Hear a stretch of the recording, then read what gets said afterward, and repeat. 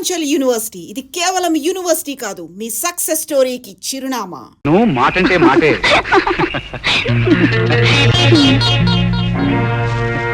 ఎవరు?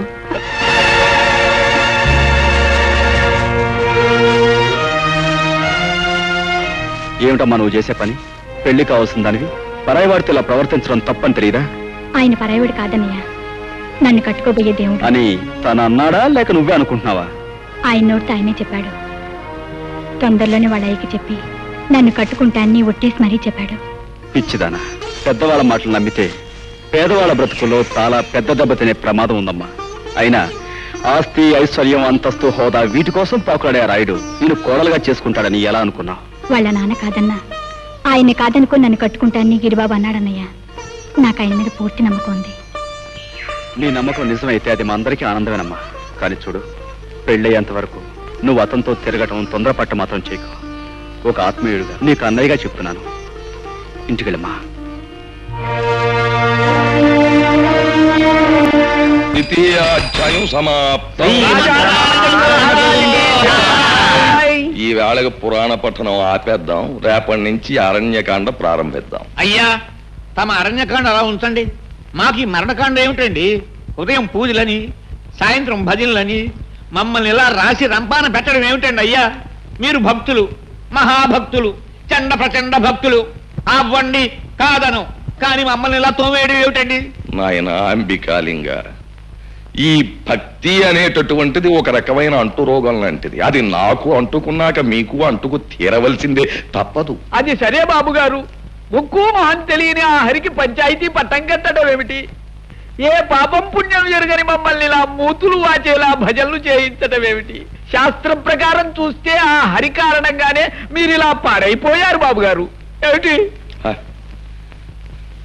అతను ఎవరో దైవాంశ సంభూతుడయ్యా. అసలు ఆ శ్రీహరే ఈ హరిగా మన ఊళ్ళోకి వచ్చాడా అన్న అనుమానం. కానీ ఇదంతా నా పూర్వజన్మ సుకృతం. మీరు వాడిని అలా రాముడు దేవుడు అంటాం వల్లనే వాడు మీ అమ్మాయి పద్మని వల్ల వేసుకుని లవ్ గివ్ అంటూ డ్యూయట్ స్కీమింగ్ లో ఉన్నాడు. నిజమా? ఆహా, ఏమి నా భాగ్యము! నాడను ఆ సకల మనోభిరాముడే మనస్సు పడ్డాడా? నా జీవితానికి అంతకన్నా కావలసినదేమున్నది? పద్మ, పద్మ, పద్మ, అమ్మాయి పద్మ. ఏమిటమ్మా పద్మ? ఏం లేదే. ఏమిటో చెప్పమ్మా. నా దగ్గర దాపరకం ఏమిటి పిచ్చి తల్లి? ఏమిటది?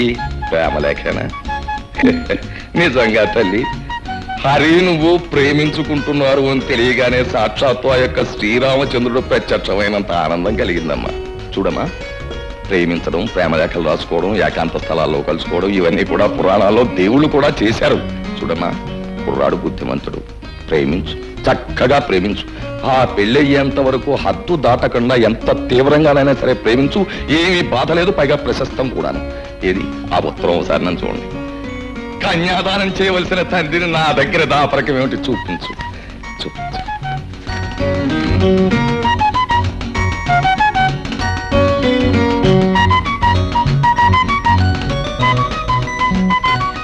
రాలేకపోతే అంతే. నువ్వు వెళ్ళాలి, చూడాలి, పలకరించాలి, కారణం తెలుసుకోవాలి. నువ్వు బయలుదేరి వెళ్ళాలి. హరేరా హరేరా.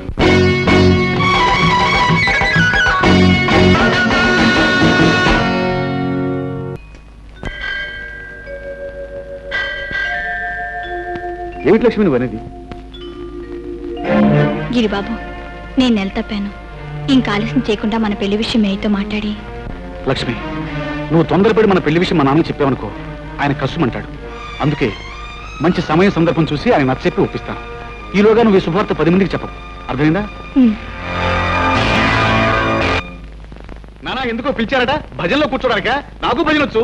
హరే రామ హరే రామ రామ రామ హరే హరే. ఒరే గిరి, ఒరే గిరి, గిరి గిరి, ఒరే ఒరే ఒరే ఒరే. యాదవేషాలకు దొక్క చీరెత్తాను. ఆ డప్పీరిగాడి కూతురికి నీకేటి సంబంధం? ఆ ఈరిగాడికి డప్పే కాకుండా కూతురు కూడా ఉందా? ఎంత అమాయకత్వం నటిస్తున్నావురా రే. నేను నీ బాబుని ఊరికి రాయుణ్ణి, నాకు తెలకుండా దాచేయకు. అది నీ వల్ల నెల తప్పిందా లేదా? అది ఇలా వారాలు నెలలో తప్పుతుంది అనుకోలేదు. మరి ఏమనుకున్నావు? ఒకటో కళాసో రెండో కళాసో తప్పుద్ది అనుకున్నావా? ఒరేయ్, ఈ సంగతి ఊళ్ళో జనానికి తెలిస్తే మన పరువు ఏమైపోద్ది? మన పరువుని ప్యాన్నెళ్ళలో కలిపి మన ఇంటి ముందే చల్లి వెళ్ళిపోతారు. మరి ఇప్పుడు నేనేం చేయమంటావు? ఏం చేస్తావు? చేయవలసిందంతా చేసేసావు కదా. ఇదిగో తెల్లారగట్టే బయదెళ్ళి టౌన్ లో మీ అమ్మమ్మ గారి ఇంటికి వెళ్ళిపో. ఇదిగో అవ్వాలం అంతా సర్దుబాటు చేసా కౌరెడతాను. తిరిగి తగులెడదు కానీ ఊళ్ళోకి వెళ్ళు.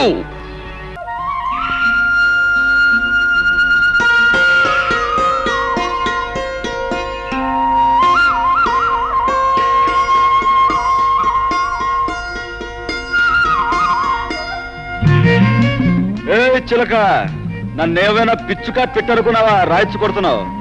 కలుస్తానని చెప్పి కలుసుకోపోతే అలాగే కొడతాం. పనుంది రాలేని చీట్లెస్ పంపించాగా. ఏమిటా పని? ఇవి పీకడమేగా, ఇంకెవరు లేరా? బ్రహ్మాయినాయుడు గారికి కూలీ దొరికి ఇబ్బంది పడుతున్నారు. అలాంటి మంచి మనిషికి సాయపడితే మంచి పని చేసావన్న సంతృప్తి ఉంటుంది. నేనేం కాదన్నానా? నాతో చెప్తే నేను వచ్చేదానిగా. పెద్దంటి పిల్లవి, శ్రమతో కూడుకున్న పని చేయలేవని. నచ్చిన వాడితో కలిసి చేస్తే ఏ పనైనా ముచ్చటగానే ఉంటుంది. ఉండు, నేను వద్దులు దులుపుతాను. మీ అబ్బ చూస్తే గోలెడతాడు.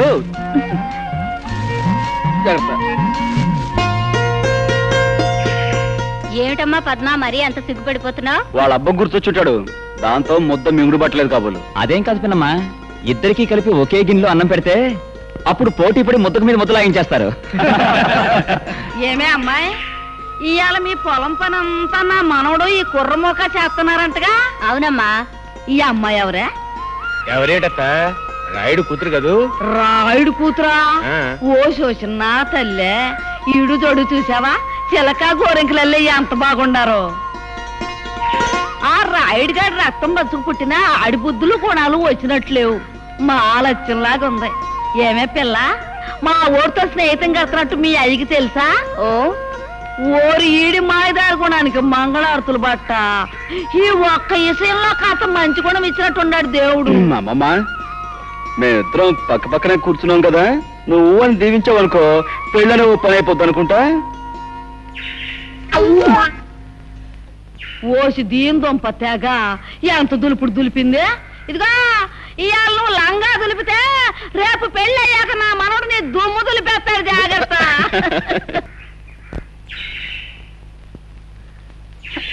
హరిబాబు, మీరు పదంట్రా. ఏమిటి లక్ష్మి అలా ఉన్నావు? చెప్పమ్మా. నేను పొరపాటు చేశాను అన్నయ్య. ఏంటమ్మా నువ్వు అనేది?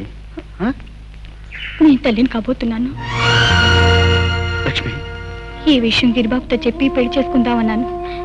సరే అన్నాడు. కానీ ఊళ్ళో లేడని తెలిసింది. నాకేదో భయంగా ఉందన్నయ్య. ముందుగానే హెచ్చరించాను, అయినా తొందరపడ్డా.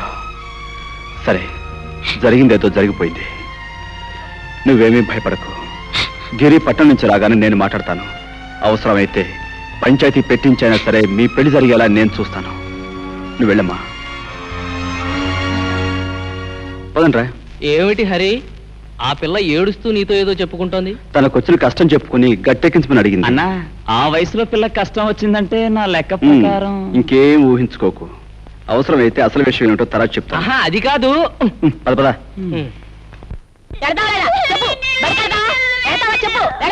అరే ఏంటమ్మా, ఎందుకు కూర్చున్నావు? చూడు బాబు, బడికి వెళ్ళి 4 అక్షరాలు నేర్చుకోరంటే తోటలమ్మట దొడ్లమ్మట తిరుగుతానంటాడు. చూడమ్మా, పసిపిల్లల్ని కొడితే వింటారా? మాటలతో నచ్చ చెప్పాలి. వీళ్ళని స్కూల్ నేను తీసుకెళ్తాను, నువ్వు ఇంటికి వెళ్ళు. అట్టాగే బాబు. బాబరా.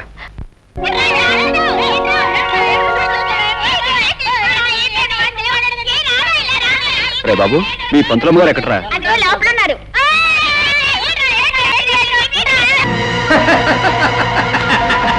గౌరీ, నువ్వు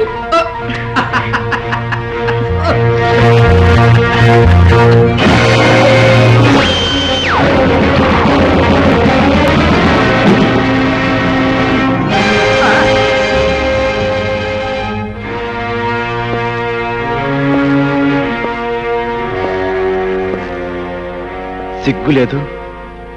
10 మందికి ఆదర్శంగా ఉండాల్సిన పంతులమ్మవి మానవ అభిమానం మర్చిపోయి పాఠాల కోసం వచ్చిన పిల్లని గాలి కొదిలేసి నువ్వు ఇలా పరాయిమాగారితో కులుపుతున్నావా? నేనన్న మాటలకి ఆడడం కాదు, కాస్త బుద్ధి తెచ్చుకుని మనిషిలా బ్రతుకు. నీ కన్నీరు పెట్టుకున్నది నువ్వు అన్న మాటలు కాదు బాబు, చెల్లా చెదరైన నా బ్రతుకుని తలుచుకుని. తప్పనిసరి అయిన పరిస్థితికి తలదించానే తప్ప తప్పని తెలిసి కావాలని నేను ఏ పాడు పని చేయడం లేదు బాబు. చేసిన దానికి సమర్థించుకోవాలని చూస్తున్నావా? కాదు బాబు, నీకు అర్థం అవ్వాలని చెప్తున్నాను. నన్ను కట్టుకున్న వాడిని నా కళ్ళ ముందు దారుణంగా చంపేస్తే గుండె పగిలి నేను ఏడ్చినప్పుడు నన్ను ఎవరూ ఓదార్చలేదు. నిజాన్ని బయటపడితే నన్ను నా బిడ్డని చంపేస్తానని బెదిరించినప్పుడు నాకెవరు అండగా రాలేదు. నన్ను ఊరు వదిలిపోకుండా ఇక్కడే బ్రతకాలని కొందరు శాసించినప్పుడు నాకు తోడుగా ఎవరు నిలబడలేదు. ఈ రోజు నన్ను నిందిస్తున్న నీలాంటి వాడు ఎవడు కూడా ఏ రోజు నాకు సహాయం చేయడానికి ముందుకు రాలేదు. అందుకే బాబు నా బ్రతుకుల కుక్కలు చింపిన విస్తురైంది. I'm sorry. మీ గురించి నిజం తెలియక మిమ్మల్ని బాధ పెట్టాను. మీరు చెప్పే మాటలను బట్టి ఎవరో మిమ్మల్ని భయపెట్టి లొంగ తీసుకుంటున్నారని నాకు తెలుస్తోంది. వాళ్ళెవరో చెప్పకూడదు. వద్దు బాబు వద్దు. జీవితంలో అన్నీ పోగొట్టుకున్నాను. పట్నంలో చదువుకుంటున్న నా ఒక్కగానొక్క బిడ్డ కోసం జీవచ్వల్లో బ్రతుకుతున్నాను.